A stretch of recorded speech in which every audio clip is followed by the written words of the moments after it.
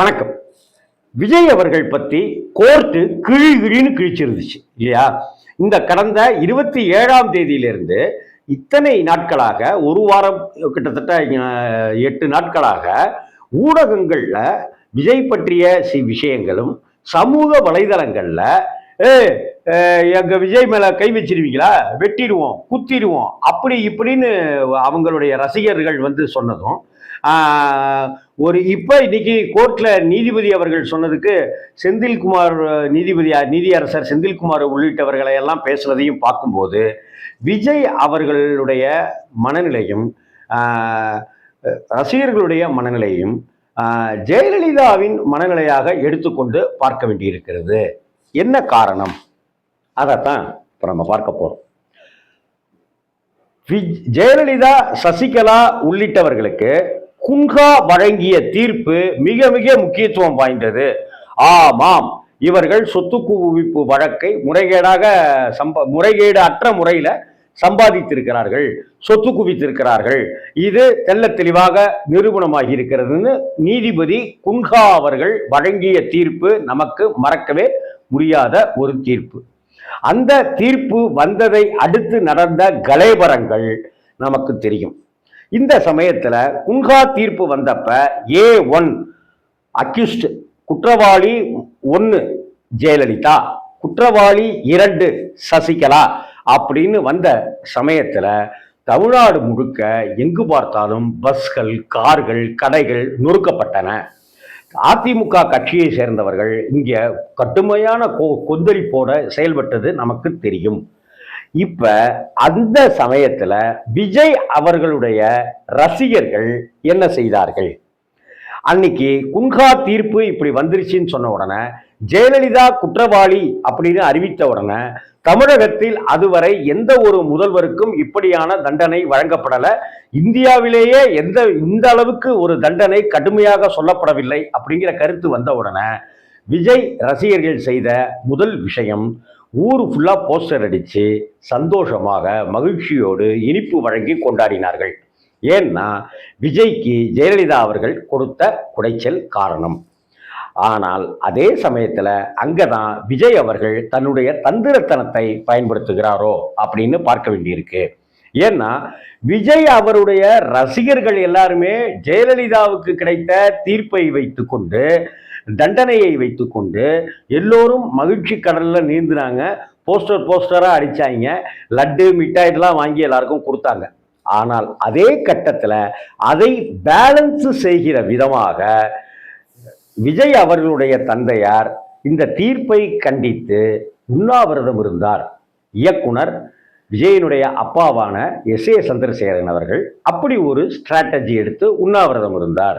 ஆக இப்படி ஒரு இனிப்பு வழங்கி கொண்டாட்டம், உண்ணாவிரதம் இப்படிங்கிற கான்ட்ராஸ்டான விஷயங்களை விஜய் அப்பா 2 பேரும் செய்தது இருக்குல்ல, அப்பவே பல விமர்சனங்களுக்கு உள்ளாச்சு. சரி, இப்போ இந்த சூழ்நிலையில என்ன அப்படின்னு பார்த்தாக்க, கடந்த ஒரு வாரமாக ஜெயலலிதாவின் பெயர் பேசுபொருளாக ஆகியிருக்கு. என்ன பேசுபொருளா ஆயிருக்கு அப்படின்னாக்க, நேரம் ஜெயலலிதா மட்டும் இருந்திருந்தா அவ்வளவுதான் தெரியுங்கள. ஆமாயா, ஜெயலலிதா ஒரு சிங்க பொண்ணியா, சிங்க மனுஷியா. இதுக்கெல்லாம் ஸ்டாலின் மாதிரிலாம் இப்படிலாம் பம்மிட்டுலாம் இருக்க மாட்டாங்கயா. ஜெயலலிதா இருந்தாக்கா அன்னைக்கே கரூர்ல இந்த சம்பவம் நடந்த அன்னைக்கே அடுத்த அரை மணி நேரத்துல கரூர்ல இருந்து திருச்சி போற வழியிலே அரெஸ்ட் பண்ணி தூக்கிட்டு போயிட்டு புழல் சிறையில போட்டிருப்பாங்க. இப்படிங்கிற ஒரு விமர்சனம் இங்க ஒரு வார காலமாக பலர் மத்தியில பேசப்பட்டு வந்துச்சு, எழுதப்பட்டு வந்துச்சு. இதுவெல்லாம் ஒரு உதாரணங்கள். சரி, இப்ப விஜய் அவர்கள் குறித்து மதுரை ஹைகோர்ட்லையும் சென்னை ஹைகோர்ட்லையுமாக வந்த அந்த வழக்குகள் குறித்த ஆரம்பகட்ட விசாரணையிலேயே கேள்வி மேல கேள்வி கேட்டு டார்னு நீதியரசர்கள் கிழிச்சு எடுத்திருக்காங்க. தாவேக்கான்னு இது ஒரு கட்சியா அப்படின்னு கேட்கிறாங்க. தலைமை பண்பே விஜய்க்கு இல்லையா அப்படின்னு கேட்கிறாங்க. இப்படிப்பட்ட ஒரு சூழ்நிலையில இன்னைக்கு விஜயனுடைய ரசிகர்கள் சமூக வலைதளங்கள்ல போன வாரம் வெட்டிடுவேன், குத்திடுவேன், சிஎம் அப்படி பண்ணிடுவேன், இப்படி பண்ணிடுவேன், எங்க விஜய் மேல கை வச்சு பாரு அப்படின்னு சொல்றாங்க. இந்த இடத்துல நாம தயவு செய்து ஒரு விஷயத்தை கூர்ந்து கவனிக்கணும். சனிக்கிழமை சம்பவம் இதெல்லாம் நடந்தது. விஜயனுடைய மனசாட்சிப்படி அவரை தொட்டு பார்த்தாக்க அங்க என்ன நடந்துட்டு இருக்கு அப்படிங்கிறது தெரியும் விஜய்க்கு, அங்கேயே தெரியும். ஆனாலும் அவர் கரூர்ல இருந்து வேக வேகமாக கிளம்பி திருச்சி ஏர்போர்ட்டுக்கு வந்தார். திருச்சியிலையும் மக்கள்லாம் கேட்குறாங்க, பத்திரிகையாளர்கள் கேட்குறாங்க, சார் 30 பேர் சார் 30 பேர் சார்னு. திரும்பி கூட பார்க்கல. அதை அடுத்து அவர் சென்னைக்கு வர்றாரு. அங்கேயும் பத்திரிகையாளர்கள் நிற்கிறாங்க, அங்கேயும் பதில் சொல்லலை. அதுக்கப்புறம் நீலாங்கரை வீட்டுக்கு போயிடுறாரு. இதை அடுத்து சனிக்கிழமை, ஞாயிற்றுக்கிழமை, திங்கட்கிழமை 3 நாட்கள் விஜய் வெளியே வரலை. விஜய் எந்த விஷயமும் சொல்லலை. ஆனால் அதற்கு அடுத்த கிட்டத்தட்ட ஒரு 70-72 மணி நேரங்கள் கழித்து விஜய் அவர்கள் ஒரு 4 நிமிட வீடியோ ஒன்று, 4.25 நிமிஷம் வீடியோ ஒன்று பதிவிடுறாரு. அந்த பதிவில் கரூரில் நடந்த சம்பவம், என்னை பார்க்க வந்த தொண்டர்கள், என்னை பார்க்க வந்த ரசிகர்கள், என்னை பார்க்க வந்த பொதுமக்களுக்கு இவ்வளவு பெரிய துயரத்தை அந்த குடும்பங்களில் கொடுத்துருக்கு. அதற்காக நான் அந்த குடும்பங்கள்கிட்ட, தமிழக அரசுகிட்டையோ தமிழகத்துக்கோ வேணாம், அந்த குடும்பங்கள்கிட்ட நான் மன்னிப்பு கேட்டுக்கிறேன். இனி வரும் காலங்களில் நான் கூடுகிற கூட்டத்திற்கு வருபவர்களை நான் கண்ணும் கருத்துமாக பாதுகாப்பேன். உங்க விஜய் நான் வரேன் அப்படின்னு நான் சொன்னேன். ஆனா எங்க விஜய் நீ வரவே வேணாம் அப்படிங்கிற மாதிரி மக்கள் இப்போ ஒரு கொந்தளிப்பு மனநிலையில இருக்காங்க. இதை நான் புரிஞ்சுக்கிட்டேன். நான் அடுத்தடுத்த கூட்டங்களில் இனிமே உங்களை இவ்வளவு நேரம் காக்க வைக்க மாட்டேன். காக்க வைக்கிற விஷயத்தை பற்றி தனியாக பேசுகிறேன். நான் திருத்திக்கிறேன். நான் சீக்கிரம் வந்துடுறேன். இன்னும் வேகமாக நாம் கைகோர்த்து தமிழகத்தை நல்லபடியான ஒரு தமிழகமாக அடுத்த ஒரு மாற்றாக நம்ம கொண்டு வருவோம் அப்படின்னு இரங்கல் தெரிவித்து பேசவே இல்லைங்கிறது தான் வருத்தமான விஷயம். ஆனால் மாறாக அங்க ஒரு விஜய்கிட்ட இருக்கிற அந்த கூயல் மனப்பான்மை கூற புத்தி இருக்குல்ல, அது வருது. அப்ப என்ன சொல்றாரு, சிஎம் சார் என்னை உங்களுக்கு பழி வாங்கணும் அப்படின்னு தோணுச்சுனாக்க என்னுடைய கூட இருக்கிறவங்களெல்லாம் விட்டுருங்க, அவங்களெல்லாம் கைது பண்ணாது. வேணும்னா என்னைய பழிவாங்க, என்னைய கைது. நான் என் வீட்டில் இருப்பேன், இல்லாட்டினா ஆஃபீஸில் இருப்பேன், இல்லாட்டினா தெருமுக்கில் இருக்கிற பொட்டி கடையில் உட்காந்துருப்பேன். இப்படி அதாக பம்மி பேசி வேறு ஒரு சிந்தனைக்கு தன்னுடைய ரசிகர்களை அவர் தயார்படுத்துகிறார். அப்போ உடனே எதிர்வினை ஆற்றுறான் ரசிகர். என்ன சொல்கிறான், ஸ்டாலின் நீ எங்கள் விஜய் மேலே கை வச்சிருவியா, அரெஸ்ட் பண்ணிடுவியா? நாங்கள் விஜய் என்ன கொம்பனா? கொம்பு முளைச்சிருக்கா விஜய்க்கு? 10%, அதாவது இப்ப சமீபத்தில் நடந்த கருத்து கணிப்பின் மூலம் திமுகவுக்கு எத்தனை வாக்கு வங்கி, அதிமுகவுக்கு எத்தனை வாக்குகள் கிடைக்கும், எத்தனை சதவீதம் கிடைக்கும்லாம் சொல்லப்பட்ட சமயத்தில் அதர்ஸ் அப்படிங்கிற வரிசையில தான் சீமான் கட்சி, விஜய் கட்சின்லாம் இருக்கு. அந்த அதர்ஸ்க்கு 15% அப்படின்னு சொல்லப்பட்டிருக்கு. இந்த 15%த்துல ஆல்ரெடி சீமான் அவர்கள் 8.5% வாக்கு வங்கி வச்சிருக்கிறாரு. அப்படின்னாக்க இப்போ உங்களுக்கு இந்த தேர்தலில் 4%, 5% கிடைக்கக்கூடிய சூழ்நிலையில தான் இப்ப இருக்கு. இன்னும் உங்களுக்கு தமிழகம் முழுவதும் எங்கள்கிட்ட சொல்ல வேணாம், விஜய் அவர்கள் தன்னுடைய மனசாட்சியை கை வச்சு பார்த்துக்கிட்டு சொல்லிக்கிட்டோம்.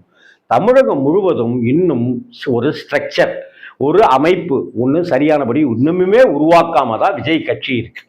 இப்படிப்பட்ட சமயத்துல ஜெயலலிதா அவர்கள் இருந்திருந்தால் இன்னைக்கு விஜயை தூக்கி உள்ள போட்டிருப்பாங்க அப்படின்னு சொல்கிற ஒரு மனநிலை. சிஎம் சார் என் மேல உங்களுக்கு கோபம் இருந்துச்சுன்னா, என்னைய பழிவாங்கணும்னு நினைச்சிங்கன்னா என் வீட்டுக்கு கூட்டிட்டு போங்க, நான் அங்கே தான் இருப்பேன், ஆஃபீஸில் தான் இருப்பேன். என்ன உங்கள் மேலே கைது பண்ணணும்னு ஒரு சூழல் ஏற்பட்டுச்சுனாக்கா கைது பண்ண தான் செய்வாங்க. இங்கே அண்ணா அவர்களை கைது செய்யலையா, பெரியார் அவர்களை கைது செய்யலையா இந்த தமிழ்நாட்டில்? ஏன் ஜெயலலிதா அவர்களை கைது செய்யலையா, டாக்டர் கலைஞர் கருணாநிதி அவர்களை கைது செய்யலையா? எல்லா கைதுகளையும் இங்கே பார்த்து தானப்பா வளர்ந்துருக்கு. மிசா அப்படிங்கிற ஒரு கொடுமை, அங்க ஒரு அவசர சட்டம் ஒன்று இந்திரா காந்தி அம்மையார் கொண்டு வந்தப்ப ஒட்டுமொத்த இந்தியாவிலேயும் முதலாக அதற்கு கடும் கண்டன குரல் எழுப்பியது திமுக அரசு தான். திமுக அரசு, திமுக ஆட்சிங்கிறத விட திமுக அரசு, அதற்காக என்னுடைய ஆட்சியே போனாலும் பரவாயில்லன்னு சொன்னதுதான் திமுக அரசு.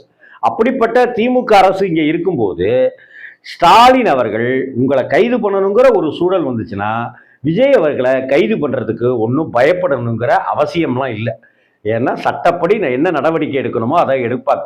ஆனால் அதே சமயத்தில் ஜெயலலிதா இருந்திருந்தால் இந்நேரம் விஜய்க்கு உள்ள போட்டிருப்பாங்க அப்படிங்கிற ஒரு விஷயம். ஜெயலலிதா குற்றவாளி அப்படின்னு குங்கா தீர்ப்பு வழங்கப்பட்டப்ப விஜய் ரசிகர்கள் கொண்டாடி மகிழ்ந்த அந்த தருணம், இன்னைக்கு விஜய் அவர்களை பார்த்து நீதி அரசர்கள் உங்களுக்கெல்லாம் தலைமை பண்பு இருக்கா, இதெல்லாம் ஒரு கட்சியா, இப்படி ஒரு சம்பவம் நடந்திருக்கு அங்கேருந்து ஓடி இருக்கீங்களே அப்படின்னு கேட்கும்போது ரசிகர்கள் நீதி அரசர்களை பார்த்து கேலியாகவும் கிண்டலாகவும் பேசுவது, இது தலைவன் எவ்வழியோ தொண்டனும் அவ்வழி அப்படிங்கிறதாகத்தான். முதல்ல இந்த குரூயலான சிந்தனைகள்ல இருந்து விடுபடுது. திமுகவோ அதிமுகவோ மாறி மாறி ஆட்சி செய்து இங்கே என்னென்ன அவலங்கள்லாம் நடந்திருக்குன்றத சொல்லுங்க. ஆனா ஒரு கண்ணுல சுண்ணாம்பு ஒரு கண்ணுல வெண்ணெய் அப்படின்னு நீங்கள் திமுகவை மட்டும் கார்னர் செய்வதை மக்கள் ரசிக்கவில்லைங்கிறத விஜய் அவர்கள் புரிந்து கொள்ளணும். விஜய் ஒரு பரந்துபட்ட மனசோட பரந்துபட்ட சிந்தனையோட மக்களை சந்தித்து பேசினால்தான் விஜய் வருங்காலத்தில் அரசியல் செய்ய முடியும். அந்த அரசியல் எடுபடுகின்ற அரசியலாக இருக்கும். ஆனால் ஏற்கனவே கரூர் சம்பவத்துக்கு முன்னாடியும் சரி, கரூர் சம்பவத்துக்கு பின்னாடியும் சரி, முதலமைச்சர் அப்படிங்கிற அந்த கனவு விஜய்க்கு இருக்கலாம். ஆனால் 2026 அவர் முதல்வர் ஆவாரா அப்படிங்கிறது 100% வாய்ப்பே இல்லை ராஜாங்கிற விஷயம்தான். ஒருவேளை அடுத்த தேர்தலில் 2031 நடக்கக்கூடிய தேர்தல்னு சாத்தியமாகலாமோ என்னமோ தெரியலை. ஆனால் விஜய் அவர்கள் முதல்ல நடிகர் பிம்பத்தை எல்லாம் உடைத்து ஒரு தலைமை பண்புக்கு வந்து ஒவ்வொரு மாவட்ட பொறுப்பாளர்களையும் மக்களுக்கு அறிமுகம் செய்து வைப்பதாய் மனசார அவர் செய்தால்தான், புரிந்து கொண்டு உணர்ந்து கொண்டு செய்தால்தான் தாவேகாவும் வளரும், விஜயும் அடுத்த கட்ட வளர்ச்சிக்கு செல்லுவார். அந்த குரூயல் மனப்பான்மையிலிருந்து விஜய் அவர்கள் விடுபட வேண்டும். வணக்கம்.